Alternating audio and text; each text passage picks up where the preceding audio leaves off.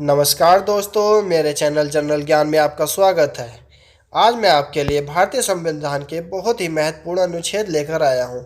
ये सभी अनुच्छेद किसी भी परीक्षाएं, चाहे वो यूपी पुलिस हो, दिल्ली पुलिस हो या एसएससी एग्ज़ाम्स हो, सभी में काफ़ी बार रिपीट हुए हैं। ये सभी प्रीवियस ईयर्स अनुच्छेद हैं जो एग्ज़ाम्स में आए हैं, जो आपके लिए बहुत ही महत्वपूर्ण साबित होंगे। तो चलिए हम प्रत्येक अनुच्छेद को उसके भाग के साथ याद करते हैं। भाग वन, संघ और उसके क्षेत्र। भाग वन उस संघ और उसके क्षेत्र के बारे में बताया गया है। उसमें अनुच्छेद एक है संघ का नाम और क्षेत्र। अनुच्छेद में संघ का नाम और उसके क्षेत्र के बारे में बताया गया है।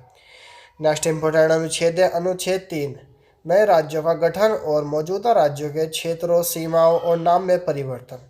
तो दोस्तों अनुच्छेद तीन में जो होता है वो नए राज्यों का गठन होता है और उसकी सीमाएं बढ़ाने, घटाने या उनमें परिवर्तन करने किया जाता है, और ये सब दोस्तों संसद के द्वारा किया जाता है।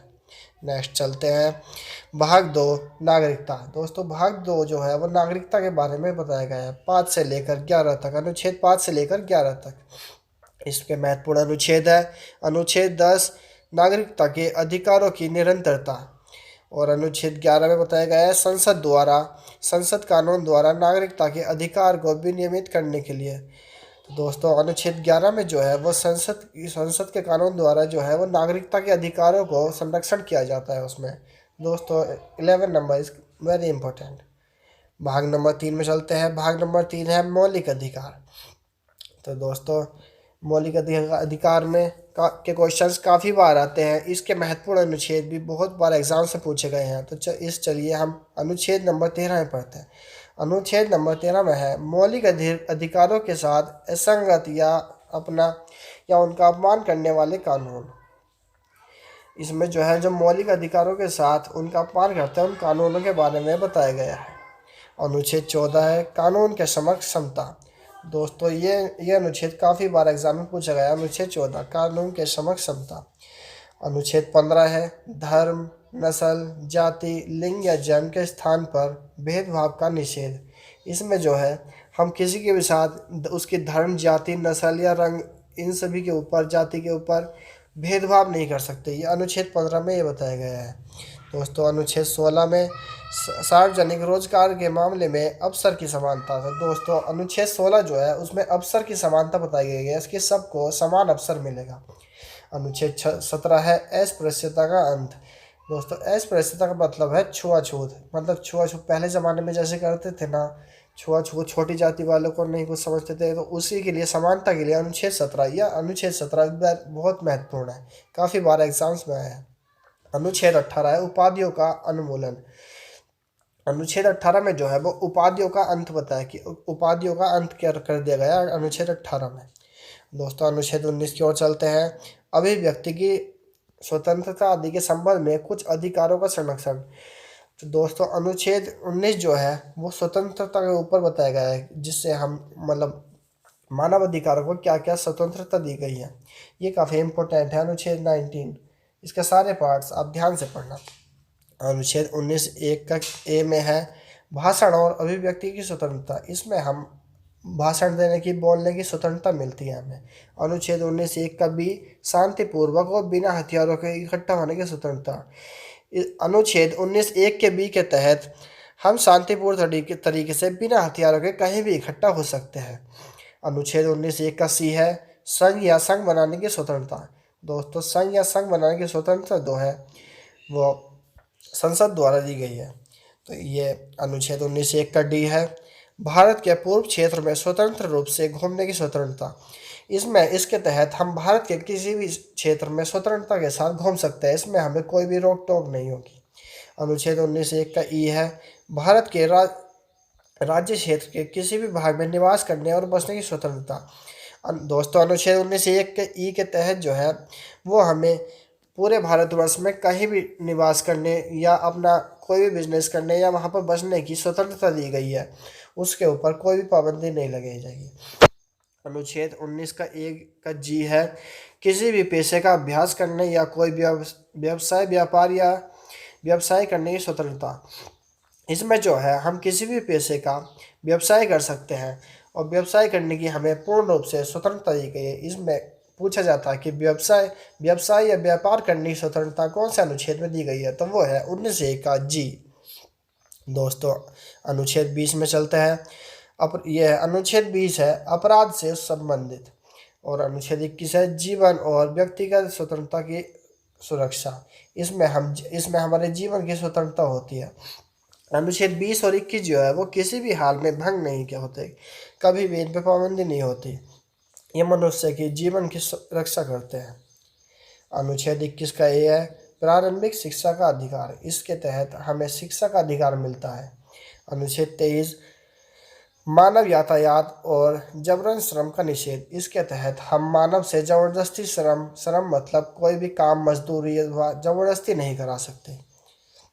अनुच्छेद 23 है कारखाना आदि में बच्चों के रोजगार पर प्रतिबंध। तो दोस्तों जैसे लिखा होता है कि कारखाने के अंदर 14 वर्ष से नीचे बच्चों का कार्य नहीं कर सकते, तो वो अनुच्छेद 23 के तहत बताया गया है कि कारखाना आदि में बच्चों के रोजगार पर प्रतिबंध लगा हुआ है। बच्चों के रोजगार पर प्रतिबंध अनुच्छेद 23। अनुच्छेद 25 में है अंतरात्मा की स्वतंत्रता और धर्म की स्वतंत्रता, पेशे अभ्यास और प्रचार की स्वतंत्रता। दोस्तों अनुच्छेद 25 जो है उसमें हमें धर्म की स्वतंत्रता रहती है कि हम अपनी मर्जी से कोई भी धर्म चुन सकते हैं। अनुच्छेद 25 हमें धर्म की स्वतंत्रता प्रदान करता है। ये वेरी इंपॉर्टेंट क्वेश्चन है, इस पर आप विशेष रूप से ध्यान देना। अनुच्छेद 29 अल्पसंख्यकों के हितों की रक्षा। अनुच्छेद 19 में हम अल्पसंख्यकों के हितों की रक्षा होती है। अनुच्छेद 30 है अल्पसंख्यकों या शैक्षणिक संस्थाओं की स्थापना और प्रशासन का अधिकार। इसमें अल्पसंख्यकों के लिए शिक्षण की स्थापना होती है और उनके प्रशासन का अधिकार मिलता है उन्हें। सीधे शब्दों में हम कह सकते हैं कि अल्पसंख्यक जो होते हैं उनकी शैक्षणिक संस्थाओं की स्थापना होती है। दोस्तों मुझे माफ़ करना, मुझे थोड़ा जुकाम है, इस वजह से मैं ठीक से प्रोनाउंस नहीं कर पा रहा हूँ, उसके लिए सॉरी। फिर भी अनुच्छेद 32 है रिट सहित मौलिक अधिकारों को लागू करने का उपाय। अनुच्छेद 32 को संविधान की आत्मा भी कहा गया है। अनुच्छेद 32 बहुत इंपॉर्टेंट है, इसमें रिट सहित मौलिक अधिकार को लागू करने का उपाय है। अनुच्छेद 32 आप जरूर याद कर लेना। Thank you. और अब हम भाग 4 पर चलते हैं। भाग 4 है नीति निर्देशक सिद्धांत। और दोस्तों नीति निर्देशक सिद्धांत जो है वो हमने आयरलैंड से लिए हैं। आयरलैंड, ये हमने आयरलैंड से लिया है। ये काफ़ी बार पूछा जाता है कि भारत ने नीति निर्देशक सिद्धांत कहाँ से लिया। उसका सही उत्तर है आयरलैंड। इसके कुछ महत्वपूर्ण अनुच्छेद है, जैसे कि अनुच्छेद 38 लोगों के कल्याण और बढ़ावा देने के लिए एक सामाजिक व्यवस्था को सुरक्षित करने के लिए राज्य। दोस्तों अनुच्छेद 38 में है लोगों के कल्याण और उनको बढ़ावा देने के लिए एक सामाजिक व्यवस्था को सुरक्षित करने के लिए राज्य। तो दोस्तों अनुच्छेद 38 आप याद कर लेना। फिर चलते हैं हम अनुच्छेद 39 के ए के साथ समान न्याय और मुक्त कानूनी सहायता। तो दोस्तों इसमें जो है अनुच्छेद 39 ए हमें समान न्याय दिलाता है और मुक्त कानूनी सहायता दिलाता है, मुफ्त। इसमें हमें कोई भी पैसे नहीं देने पड़ते और समान न्याय मिलता है। अनुच्छेद 40 के तहत ग्राम पंचायतों का गठन। दोस्तों ये बहुत इम्पोर्टेंट है, वेरी मोस्ट इम्पोर्टेंट। इसमें प्रश्न आता है कि ग्राम पंचायतों का गठन कौन से अनुच्छेद के तहत किया गया है, तो अनुच्छेद 40 के तहत। अनुच्छेद 44 में कहा गया है नागरिकों के लिए समान नागरिक संहिता, इसे कहते हैं। अनुच्छेद 44 इज आल्सो वेरी इंपॉर्टेंट। इसमें नागरिकों के लिए समान नागरिक संहिता, ये बहुत इंपॉर्टेंट है, समान नागरिक संहिता। अनुच्छेद 45 6 वर्ष से कम आयु के बच्चों के लिए प्रारंभिक बाल्य व्यवस्था, देखभाल और शिक्षा का प्रावधान। अनुच्छेद 45 में कहा गया है कि 6 वर्ष से कम के जो बच्चे हैं उनके लिए बाल्यावस्था में देखभाल और शिक्षा का प्रावधान होना चाहिए, उन्हें शिक्षा अनिवार्य है। अनुच्छेद 46 अनुसूचित जातियों, अनुसूचित जनजातियों और अन्य कमजोर वर्गों के शैक्षणिक और आर्थिक हितों को बढ़ावा देना। दोस्तों अनुच्छेद 46 में क्या है कि अनुसूचित जातियाँ जो है और जनजातियाँ जो हैं और अन्य जो कमज़ोर पिछड़े वर्ग हैं उनके लिए शैक्षिक और आर्थिक हितों को बढ़ावा देना, मतलब उनके लिए एजुकेशन और आर्थिक जो है फाइनेंशियल हितों को बढ़ावा देना, उनकी सहायता करना। अनुच्छेद 50 में दिया गया है न्यायपालिका को कार्यपालिका से अलग करना, वेरी मोस्ट इम्पोर्टेंट। अनुच्छेद 50 न्यायपालिका को कार्यपालिका से अलग करता है। अनुच्छेद 50। अनुच्छेद 51 अंतर्राष्ट्रीय शांति और सुरक्षा को बढ़ावा देना। अनुच्छेद 51 के तहत है अंतर्राष्ट्रीय शांति और सुरक्षा को बढ़ावा देता है अनुच्छेद 51। दोस्तों नेक्स्ट पार्ट पर चलते हैं। भाग 4 का एक मौलिक कर्तव्य। दोस्तों मौलिक कर्तव्य जो है वो हमने रूस से लिए हैं, इसे हमने रशिया से लिए हैं। रशिया ये काफ़ी इम्पोर्टेंट है और काफ़ी बार एग्जाम में लिए आता है कि हमने मौलिक कर्तव्य कहाँ से लिए गए। वर्तमान में मौलिक कर्तव्य 11 है। दोस्तों वर्तमान में मौलिक कर्तव्यों की संख्या 11 है। ये सभी के सभी मौलिक कर्तव्यों की सीरीज मैं आपके लिए अलग से बनाऊंगा क्योंकि वो काफ़ी बार एग्जाम में आते हैं। चलिए भाग 5 पे चलते हैं। भाग 5 बताता है संघ के लिए। संघ जैसे कि यूनियन टेरिटरी ये सब होता है। भाग 5 में इम्पोर्टेंट अनुच्छेद है अनुच्छेद 72 राष्ट्रपति की शक्ति द्वारा समाधान करना। अनुच्छेद 72 के तहत राष्ट्रपति किसी भी अपराधी को समाधान कर सकता है, यहाँ तक कि उसकी फांसी या मौत की सज़ा को भी माफ़ कर सकता है। तो राष्ट्रपति की समाधान की शक्ति अनुच्छेद 72 में निहित है। अनुच्छेद 74 राष्ट्रपति की सहायता और सलाह के लिए मंत्रिपरिषद। दोस्तों अनुच्छेद 74 में जो है वो राष्ट्रपति के लिए की सलाह और सहायता के लिए मंत्रिपरिषद जो होती है वो अनुच्छेद 74 के तहत है। अब हम अनुच्छेद 76 पर चलते हैं। भारत के लिए महान्यायवादी। भारत के ये डायरेक्ट क्वेश्चन आता है कि भारत का महान्यायवादी किस आर्टिकल में है, तो वो है अनुच्छेद 76 में। अनुच्छेद 100 में है सदनों में मतदान, रिक्तियों और गणपूर्ति के होते हुए भी कार्य करने की सदन की शक्ति। इसमें बताया गया है कि सदनों में मतदान, रिक्तियाँ और गणपूर्ति होते हुए भी सदनों की कार्य करने की शक्ति किसमें? अनुच्छेद 100 में।